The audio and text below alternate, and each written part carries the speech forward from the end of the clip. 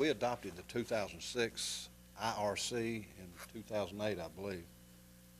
And we met with the Home Builders Association at that time in Knox County and the city of Knoxville, so we could all get on the same page with all the home builders in the Knox area. And that's one reason we changed the R value of the duct insulation, was because it was not available in this area. It is readily available today. And the Knoxville, we have met with the Home Builders Association again, us in the city of Knoxville and Knox County and all the surrounding areas. And we're all on the same page. So that's what this ordinance is all about. If I could add something to this group, this requirement for inspecting for energy code is brought based on the requirements of the state of Tennessee now to do inspections in areas that did not have codes adopted. And some of the funds that they received were federal funds that required that some of the energy codes also be adopted and enforced to get those funds so that they could actually start performing inspections of all types. So it was kind of a trade-off a little bit to get building codes in areas that had no codes whatsoever. And if you can imagine, and I know Alderman Markley probably could because he understands buildings, that without building codes, you really don't have a competitive edge on the next contractor. Plus, it really doesn't level the playing field for each contractor. In areas, we've been told anyway by attorneys at meetings that we've attended for code compliance, that if a jurisdiction doesn't have a code adopted, then there really is no code to follow. If you choose to follow the building code, that's fine, but if you don't choose to follow the building code, then they don't have any way of going back later, even in a legal aspect, to try to get the matter settled or made correct. So I think it's a pretty good trade-off for what we're doing. But there will be a few changes. There will be some inspections that we didn't do before. There'll be two, most likely. There'll be an inspection during the slab, and there'll also be an inspection after all the framing's done so that we can take a look at the envelope of the structure, the insulation, the way it's being sealed, and then we'll also look at some of the insulation at the end of the job when we do the final. There's some things that'll be placed in the house. One of them will be this little placard that'll have to be placed in the electrical panel, and that's part of the new code, and it basically states by the builder what R values each element of the structure has, whether it be the ceiling or the walls or the floor. It'll also talk about what the windows are rated, because the windows will be changing a little bit. It'll talk about the heating system. And that way there'll be a reference always on the house so that a person can go to that point and then get an idea of what their house is built like. How different are these energy codes compared to what we were doing anyway? Well, there's going to be a little bit more detail as far as sealing the envelope. There's going to be a little more detail about looking at the glazed areas of the buildings. We will have to take a look at the envelope to see that they have caulked and sealed and tightened up areas that before might be a little bit drafty, those kind of things. It's not a huge, I don't think anyway, thing to do for a person that's already familiar with construction. A lot of the insulating companies are already doing it anyway. They're selling it as a bonus. They're saying we can do this and this and this and save some energy, and a lot of the builders are going ahead and paying to do that. Okay, thanks. As they insulate. John, are these kind of criteria already in these so-called LEED certification programs? Are these in line with that?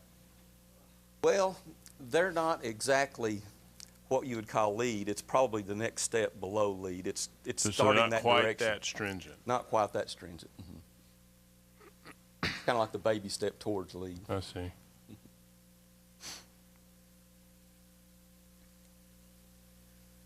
Any downside to approving this for us? I can't think of any real downside. More It's work just for you gonna- guys, huh? I'm sorry, More work for you guys? a little bit more work for us. Sounds like we don't have a lot of choice, do we? Well, the state of Tennessee is requiring us to do this standard, so we don't really have a whole lot of choice, to be honest with you. Well, that makes it easy. Talk to me, gentlemen, about the 1 hour separation. How is that going to differ from what's currently required, and what's it going to consist of? Well, what happened when we adopted the international code, the 2000 International Code, it actually did not require a tenant separation. It required an area separation. So you could actually have a business, say, some retail stores, and you might have, depending on the area of the building and the type of construction, how large you're allowed to have that area, whether it be a type 2, type 3, or type 4 construction. You could meet the area limitations and not have any fire-rated walls between those tenants. So if one of the tenants is doing something, that creates a fire, then it ultimately could damage the tenants on both sides of it. We just didn't feel comfortable with that change in the code back in '06. And so we wanted to maintain the requirement that was in the '99 building code. And what we're doing now is just clean up some language, because what we were asking for at that time were fire-rated walls, but what we're asking for now is actually the fire-rated envelope. That way we can get the ceiling and the floor, in case you got a multi-story structure, also rated at that same level. So it's kind of more a cleanup of the language more than anything. So this is something that we were requiring before.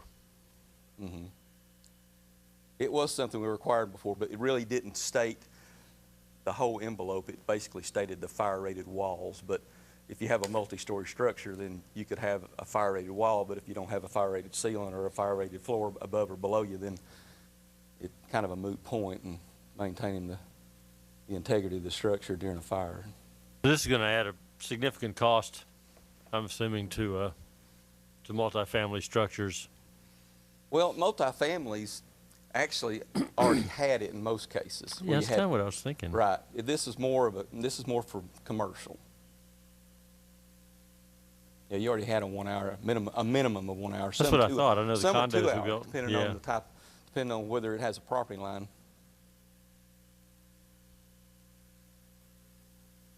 So what is it required to get? What does it take to get the 1 hour separation? There's a whole list of. Yeah, there's a lot of UL listing. I mean, if you were to take a look at how many there were, there's lots of them. You could use sheetrock. You could use steel bar joist and then spray a fire retardant material on those. You could use pre-tension or post-tension concrete, depending on whether you're using it for a wall or a ceiling or something like that. You could use metal studs with fire-rated gyp on either side. You could use wood studs with fire-rated gyp on either side. Those kind of things.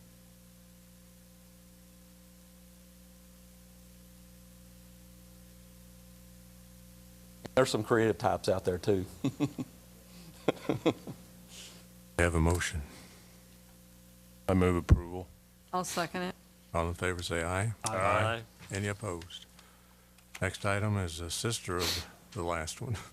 Ordinance 10-16, ordinance to amend Title 12 Building, Utility, etc. Codes, Chapter 11, International Residential Code for 1 and 2 family dwellings of the Farragut Municipal Code.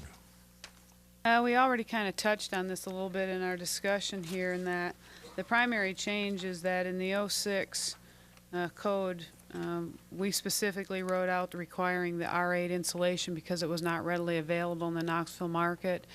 It's now readily available, and per the '09 code that the state adopted, it is requiring that if you have your ductwork in the attic, that it have an R8 insulation. Steve already has mentioned that as part of it, and that is the proposed change for ordinance 10-16.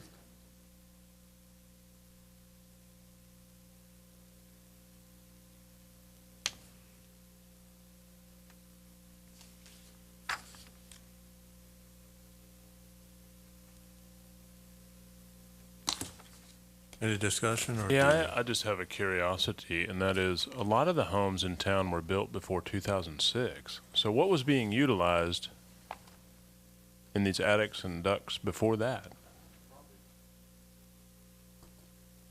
Probably R4. That's what I was afraid of. Yes. Because that's probably what's in my attic, right? You led into what I was going to talk about after you make your motion for approval and it's approved, and so I will kind of add on to your question in a minute.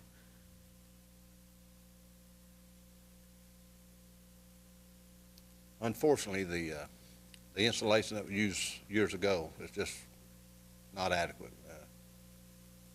I, for one, have changed mine in my house, my own home, so it's making a significant difference.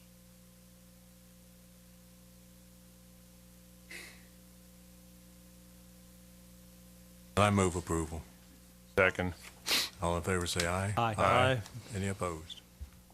Okay, what I was going to talk about, and Alderman Williams really kind of led into this very well, is a year and a half ago on Earth Day, Jeff Christian came and spoke here at the town hall as one of the Talk of the Town series about retrofitting, about new construction, about energy efficiency homes and things like that. And he is he's a building researcher, I think is his title,